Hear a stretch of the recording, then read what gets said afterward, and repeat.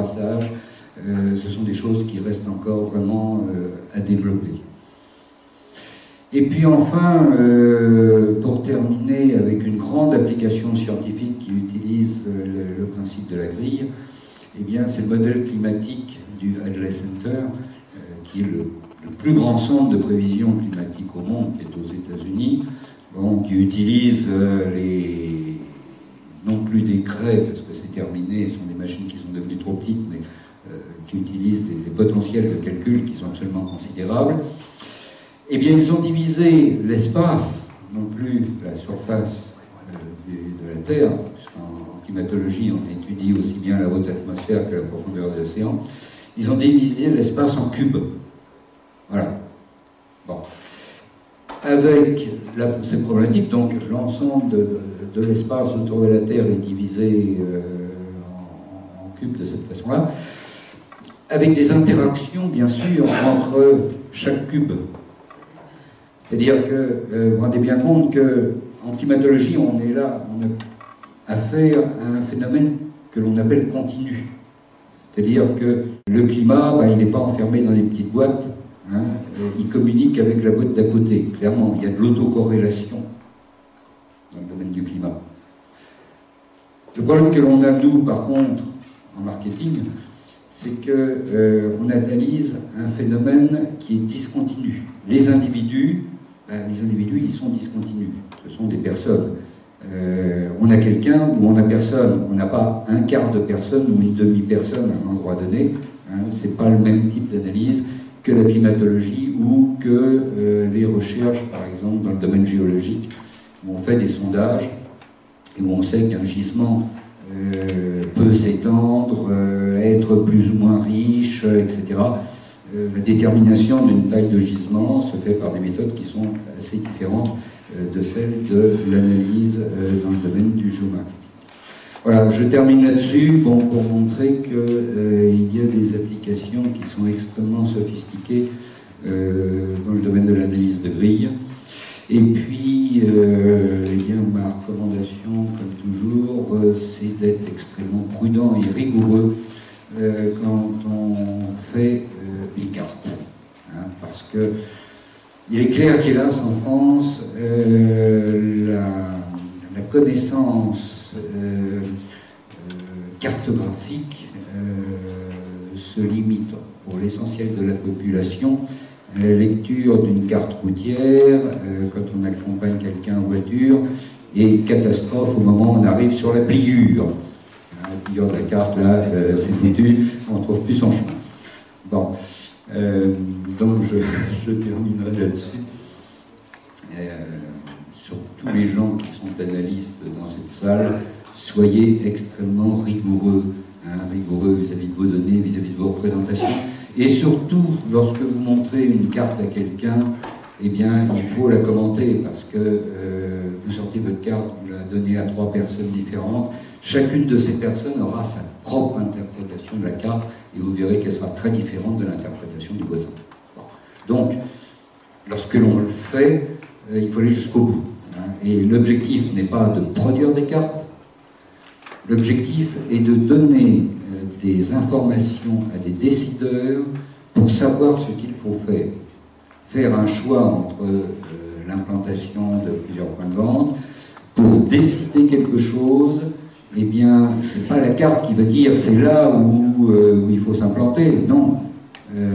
C'est amener tout un raisonnement qui permette de convaincre la personne qu'elle a intérêt à plutôt s'implanter ici que là. Hein, mais la carte en tant que telle n'est qu'un outil, à mon avis, hein, là aussi. Bon, j'ai dit contradicteur. Je considère que la carte est un outil et non pas une finalité. Bon, c'est joli, une carte, mais vous avez vu les cartes de l'IORIF que je vous ai montrées au début sur le schéma directeur de l'Île-de-France. Bon, c'est beau, mais personne n'y comprend rien. Et clairement, on sent que c'est de la manipulation du lecteur que l'on veut faire derrière. Voilà, je terminerai là-dessus.